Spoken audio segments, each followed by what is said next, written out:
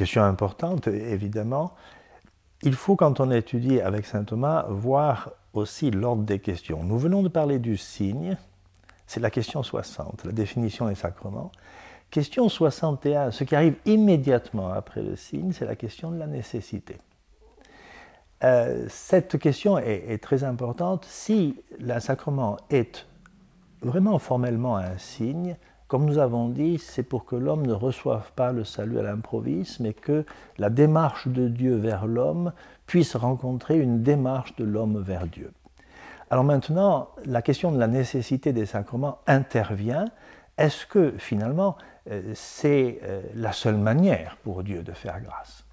Alors saint Thomas ne répond pas directement à cela. Il montre que les sacrements sont nécessaires parce qu'ils correspondent exactement à la manière dont on est fait. Dieu peut donner sa grâce comme il l'entend. Il n'est pas, comment dirais-je, limité.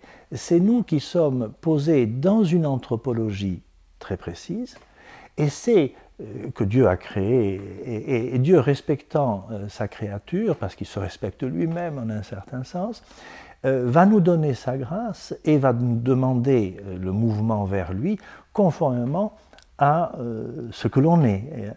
Et les raisons que saint Thomas avance sur la nécessité des sacrements sont des raisons anthropologiques. La principale, il donne 3 raisons, je me résume dans la première et qui est la plus large et la plus compréhensive.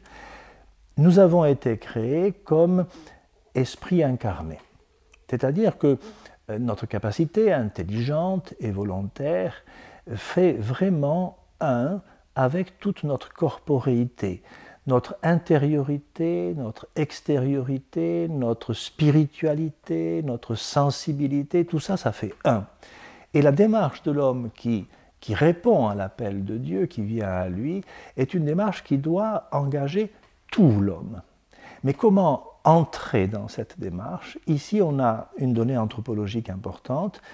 L'esprit incarné qu'est l'homme exerce ses fonctions spirituelles à partir de son incarnation, c'est-à-dire à partir de son corps. Par exemple, la connaissance, qui est toute l'activité de l'intelligence, elle n'est possible, cette activité, que si ma sensibilité, mes yeux, mes oreilles, ma faculté de toucher, appréhendent les choses pour les présenter, dans leur extériorité, bien sûr, à mon intelligence. Eh bien, la grâce, qui est l'objet même d'un sacrement, qui nous donne la grâce, est une réalité spirituelle. Mais comment va-t-elle entrer dans notre esprit? Eh bien, par le concours de notre faculté sensible, d'appréhension sensible, qui va nous permettre de la reconnaître dans les signes qu'elle donne de sa présence.